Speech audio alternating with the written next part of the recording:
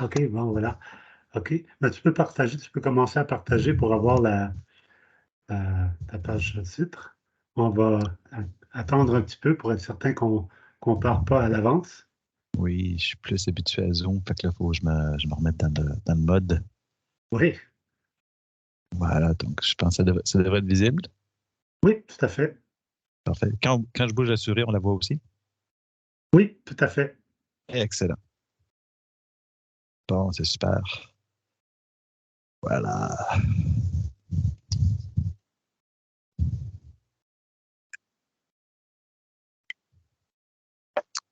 C'est vraiment intéressant. On a Maxime, on a quelques personnes du laboratoire qui assistent. Je pense que je vois Maxime ici dans la salle. C'est vraiment intéressant parce que nous, on n'est pas des utilisateurs, disons, de SLAM ou de comment exploiter le nuage de poids. On est plus des concepteurs de techniques pour les créer. Donc, c'est vraiment intéressant de voir un peu ce qui se passe en aval de toute cette reconstruction-là 3D. C'est vraiment intéressant. Ça motive un peu plus Ah nos bon, recherches.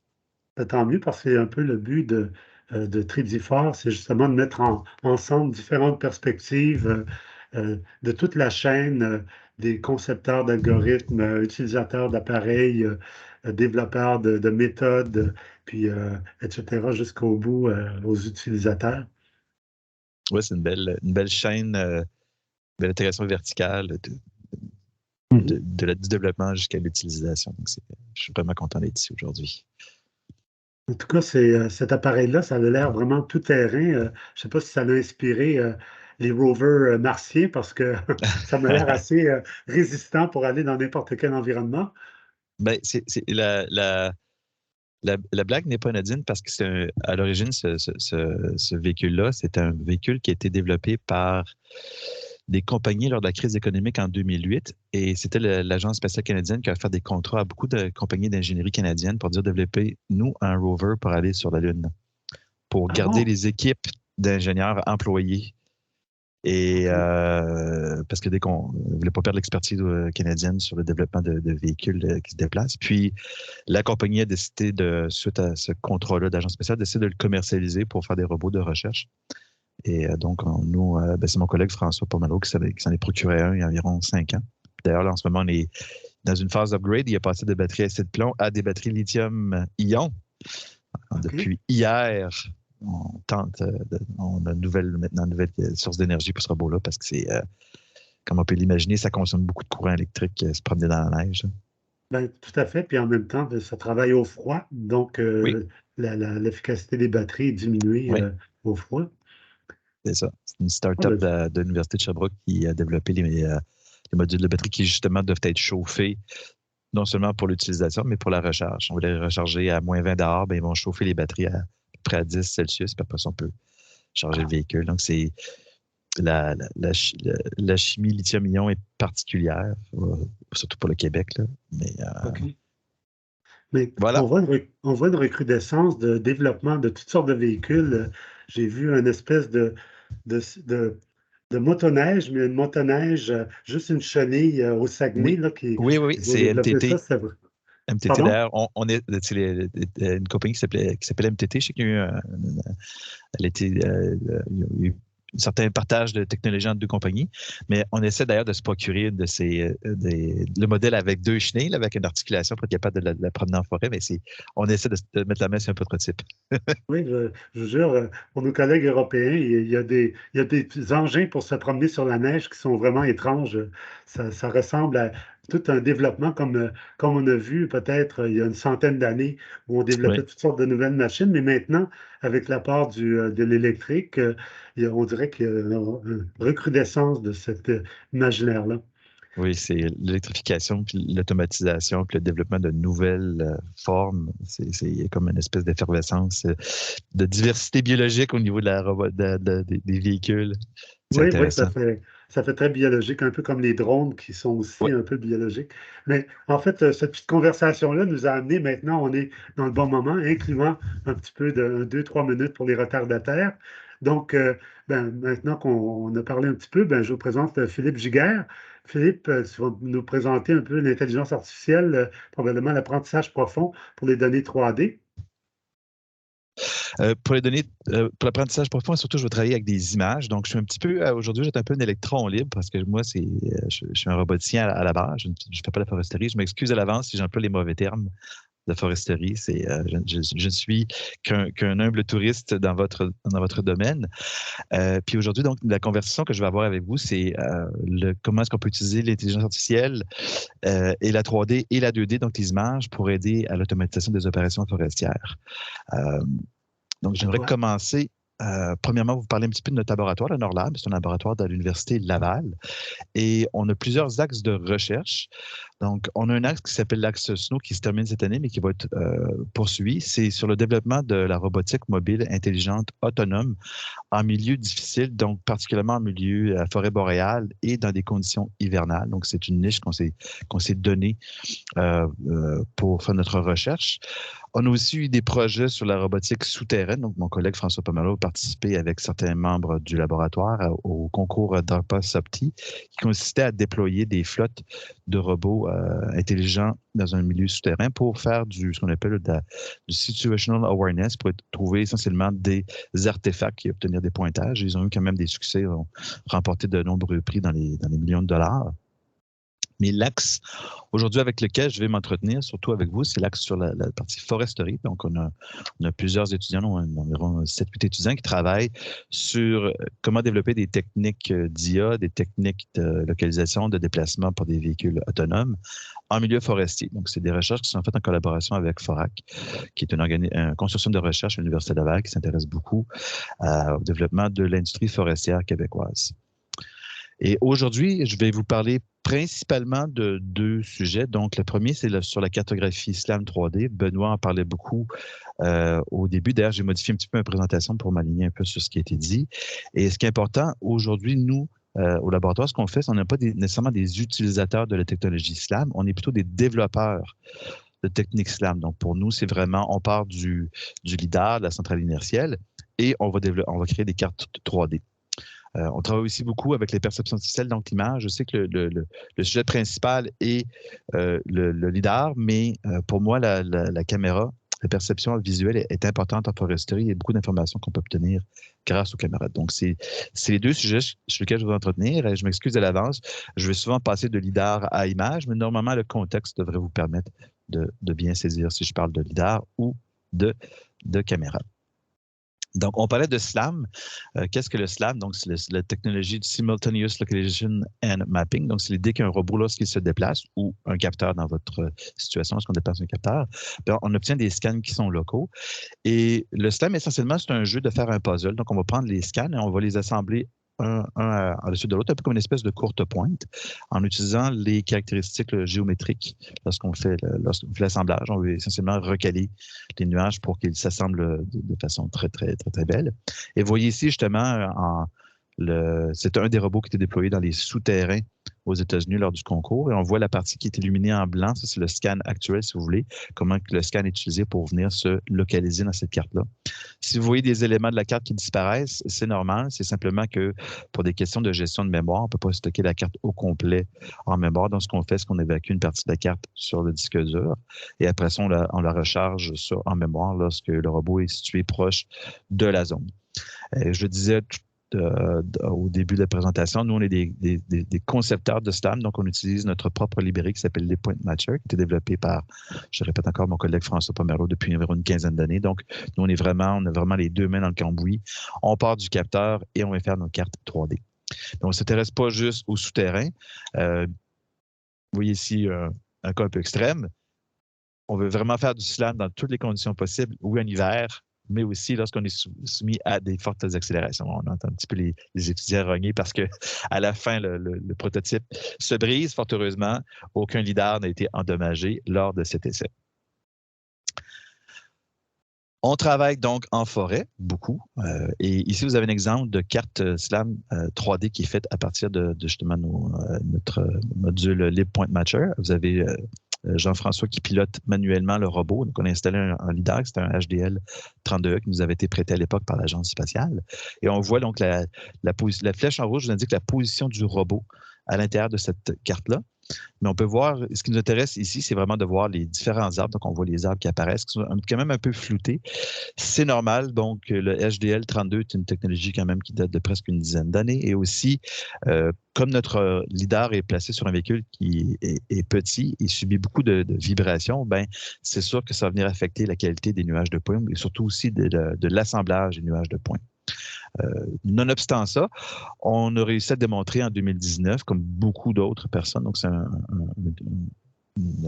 n'est pas les premiers à l'avoir fait. Donc, cette idée de venir mesurer, d'estimer c'est quoi le DBH, le diamètre hauteur de poitrine, à partir de scans terrestres qui ont été réassemblés. Et la technique que Jean-François a développée, simplement, c'est on prend les points qui sont situés à proximité de la hauteur d'homme et on vient placer, par exemple, 3 ou 5 cylindres et on vient fitter ces cylindres-là, on vient ajouter les cylindres qui n'ont pas de recoupement. Et ensuite, on vient prendre la valeur médiane de l'ajustement des cylindres.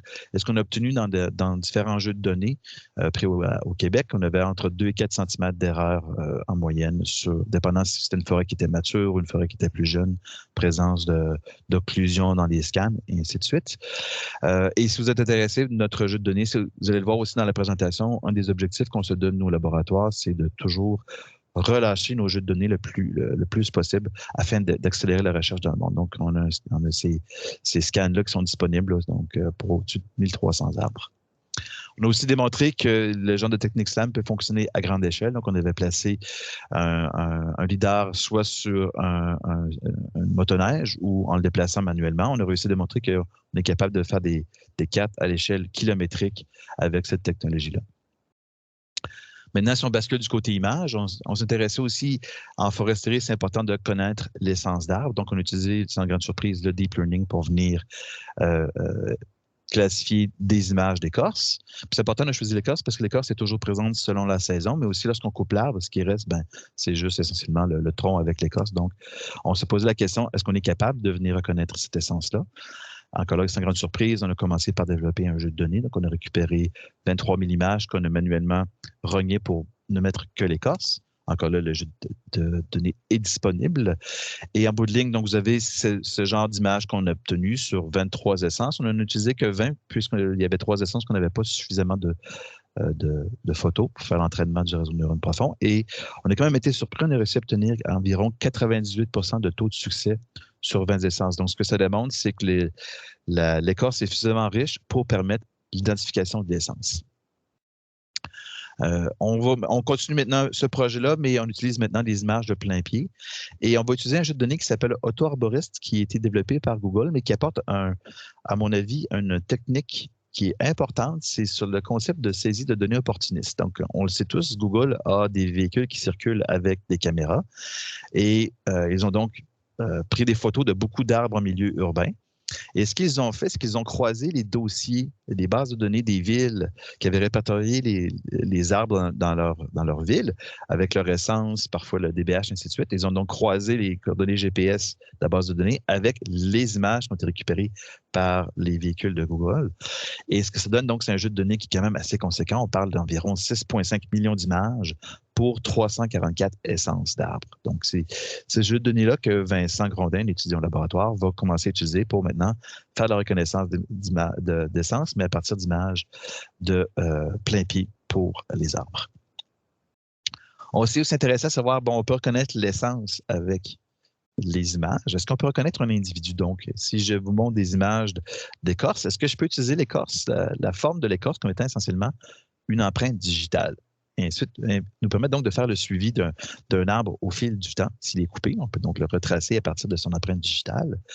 Et on a comparé, par exemple, ce qu'on appelle des caractéristiques SIFT. Donc, c'est des signatures visuelles qui permettent de faire l'appareillement. Donc, vous avez l'image A et l'image B. Donc, quand vous voyez une petite ligne qui est horizontale, ça veut dire qu'on a réussi à reconnaître un bout de l'image ici, dans l'autre bout de l'image.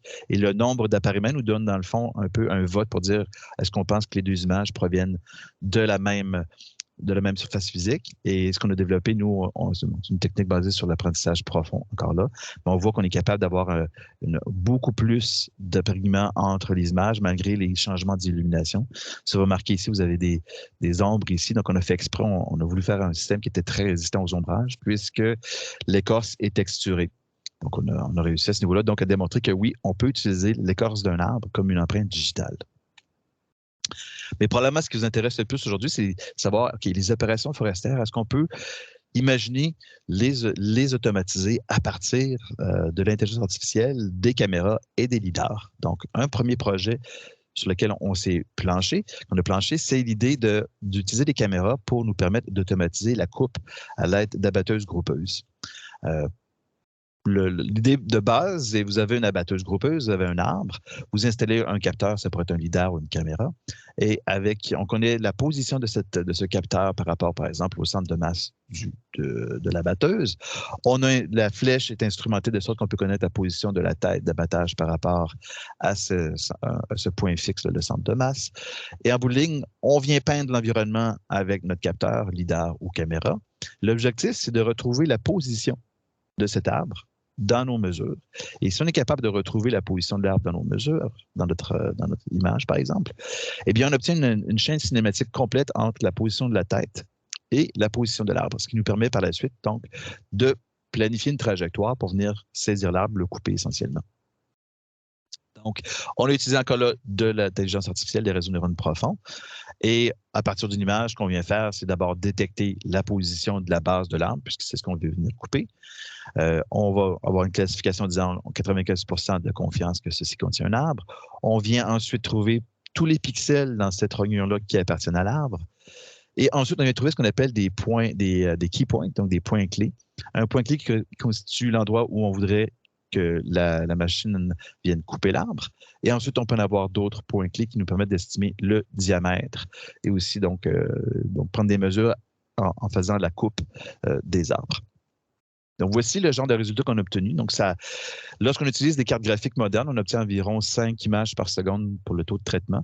Et on voit que ce n'est pas parfait, bien entendu. Ce n'est pas des systèmes on a des budgets limités en termes d'étiquetage. C'est souvent la quantité de données étiquetées qui fait foi de la qualité des résultats. Mais on voit, somme toute, qu'on est capable de bien estimer la position du point de coupe, par exemple, le diamètre. Et on retrouve quand même la majorité des arbres qui sont à proximité. Notez que les arbres qui sont loin, c'est par dessin, on ne veut pas les détecter puisqu'ils ne sont pas accessibles pour la batteuse. En termes de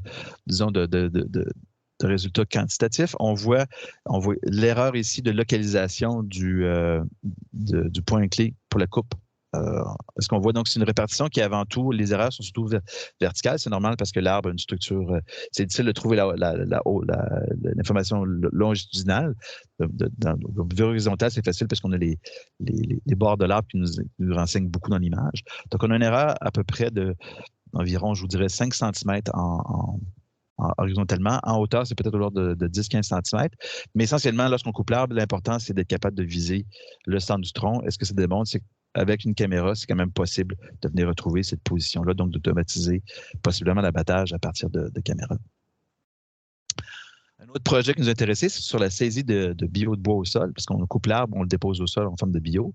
Encore là, on a besoin de données. Donc, on a étiqueté des images, 220 images, sur les endroits représentatifs, donc des remorques, des bords de chemin, des cours à bois, et aussi en forêt, à partir d'images qu'on a récupérées avec des dashcams avec notre partenaire commercial. Et voici encore là des résultats qu'on obtient au niveau qualitatif. Donc, on voit qu'on est capable relativement bien de détecter les billes de bois au sol lorsqu'ils sont à proximité du porteur forestier. On fait des tests à Montréal avec notre partenaire FP Innovation. On a pu démontrer qu'on est capable de venir saisir de façon autonome les billes de bois. Donc ici, la seule chose qui s'est passée, c'est que l'opérateur est venu toucher l'écran pour indiquer quelle bille de bois il voulait récupérer. Et tout le reste que vous voyez, c'était fait de façon 100% autonome, de la planification du déplacement de la flèche à aller jusqu'au dépôt de la bille de bois à l'intérieur du panier. Un troisième aspect qu'on s'intéresse, c'est sur le déplacement des porteurs forestiers de façon autonome. Et là, on va retomber dans le lidar. Donc, on utilise une technique qui s'appelle le teach and repeat. Puis l'idée, c'est lorsque une personne déplace un capteur dans l'environnement, par exemple sur une abatteuse ou sur un robot, eh bien, on va faire une carte locale 3D. on va enregistrer la trajectoire du déplacement du véhicule dans cette carte-là. Et lorsqu'on arrive au bout de cette petite carte-là, bien, dans le fond, on en refait une nouvelle et on enregistre le déplacement et ainsi de suite. Donc, ça nous permet de venir trouver le déplacement dans un environnement relativement large sans avoir besoin d'assembler une carte au complet. C'est juste des petites cartes qu'on met bout à bout. Et lorsqu'il vient le temps de faire la partie, ce qu'on appelle le repeat, bien, simplement, on va prendre notre véhicule, on va le déplacer et on va mesurer l'écart entre la position du véhicule lors de l'enregistrement et la position actuelle. On vient corriger le déplacement. Puis lorsqu'on arrive au bout de la petite carte locale, bien, simplement, on vient prendre la prochaine.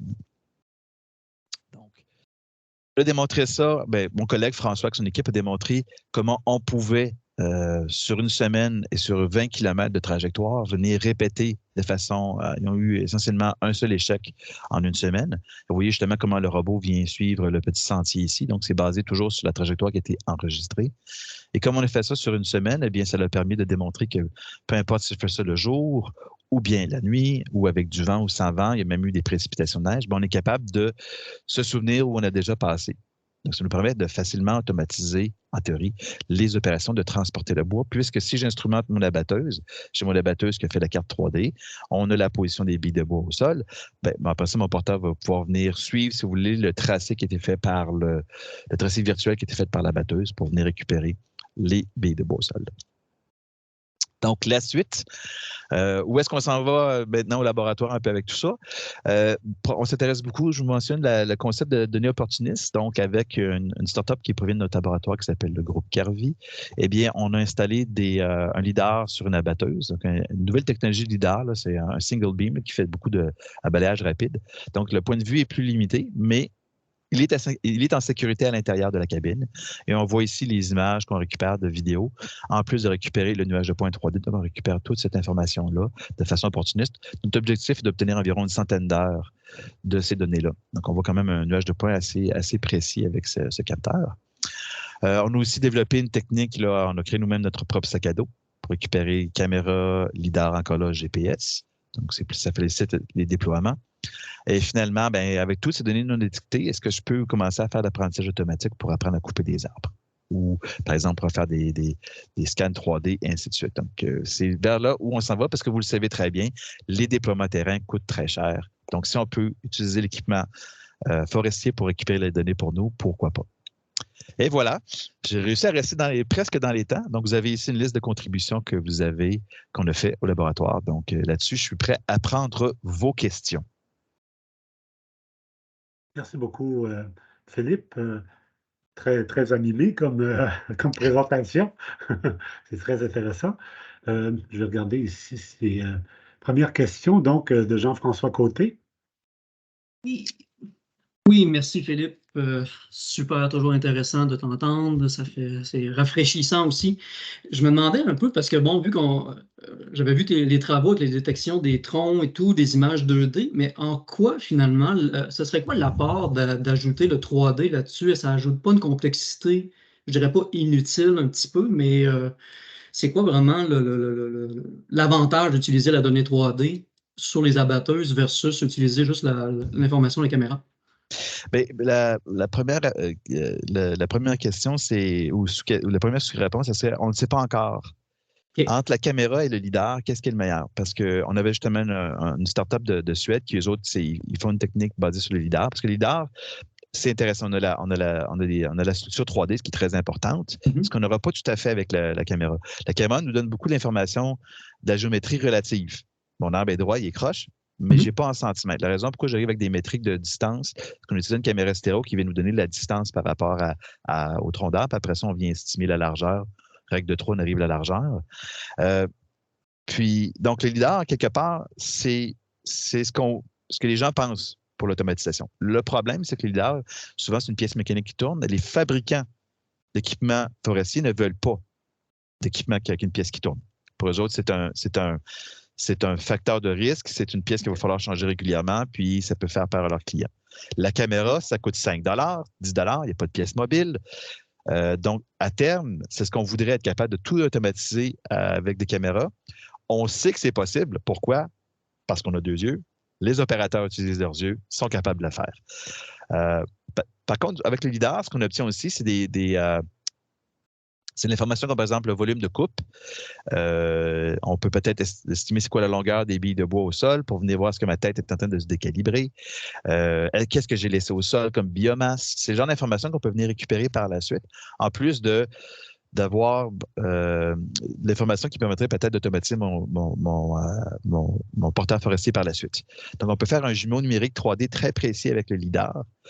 Par contre, l'information sémantique est évacuée, donc l'essence, oui, la géométrie de l'arbre veut peut-être me le dire, mais peut-être que l'image va être meilleure à me donner l'essence, par exemple. Donc, la complémentarité, on travaille beaucoup avec ça, nous, en robotique, c'est la complémentarité des capteurs qui souvent donnent la solution idéale.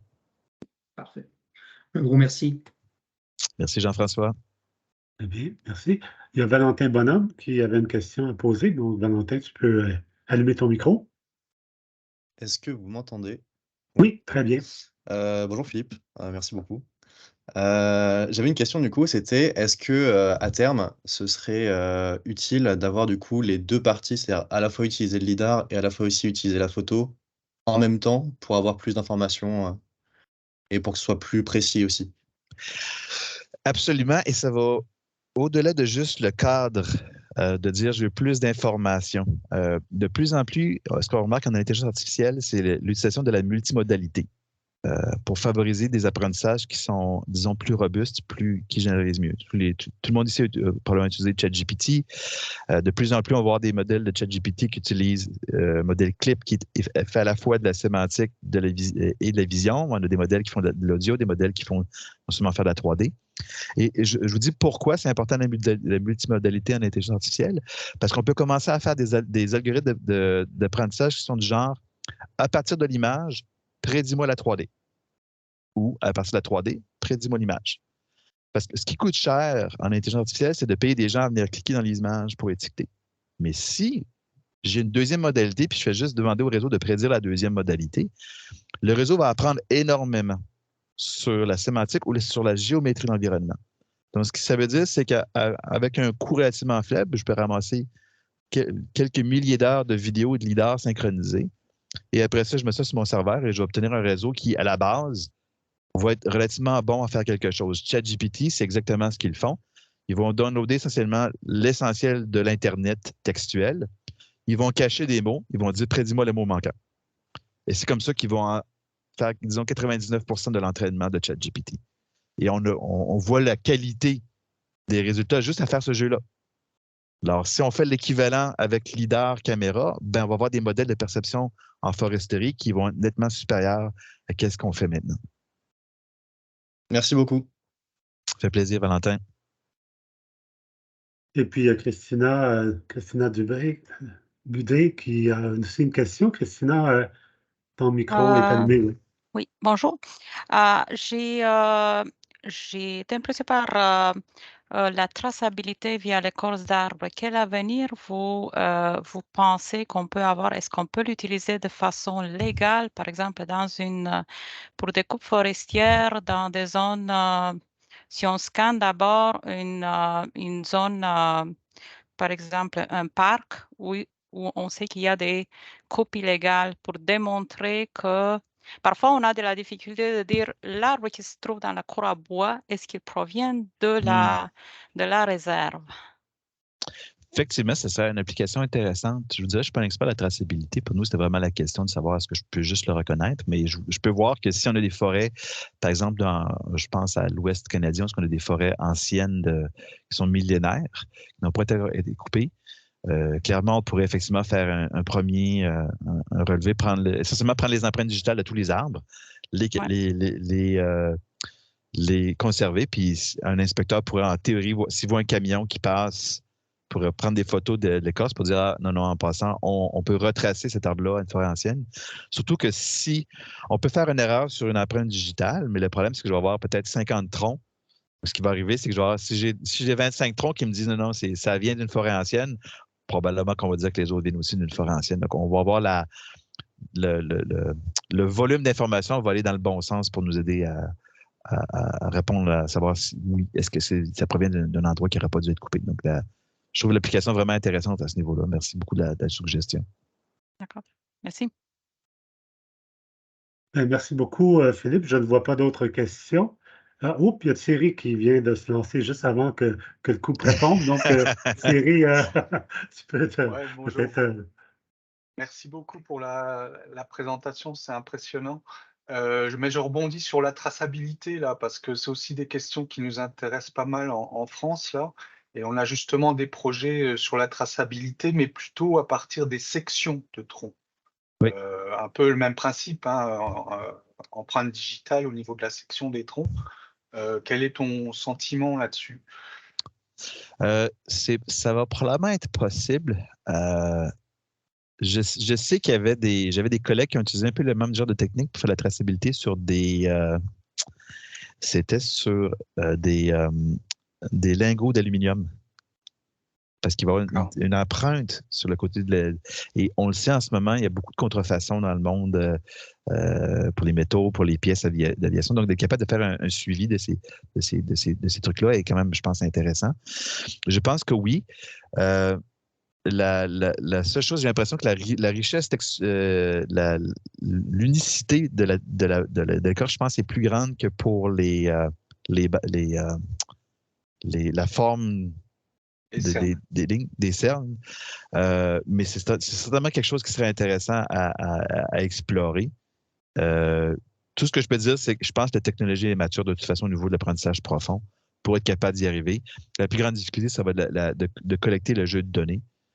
C'est souvent ce qui est la difficulté. Par contre, c'est ça, si on peut penser à entre guillemets automatiser, c'est-à-dire d'avoir des caméras qui, lorsque les billes défilent, on prend les photos, puis on en place à plusieurs endroits. On peut commencer déjà à créer des jeux de données. On sait très bien que c'est la même bille 5 secondes plus tard, ainsi de suite. Parce que souvent, ce que je dis aux gens, c'est quand vous pensez à faire de l'IA, pensez beaucoup à votre stratégie de collecte de données de façon à ce que le temps soit en votre faveur et n'a pas d'avoir à vous déplacer pour prendre les photos.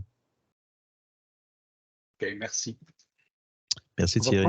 On va prendre une dernière question de Bastien parce que le temps avance, mais je prends des libertés. Oui, c'est une très courte question. Merci beaucoup pour la présentation. Je suis beaucoup ce que vous faites avec le labo depuis plusieurs années, c'est impressionnant.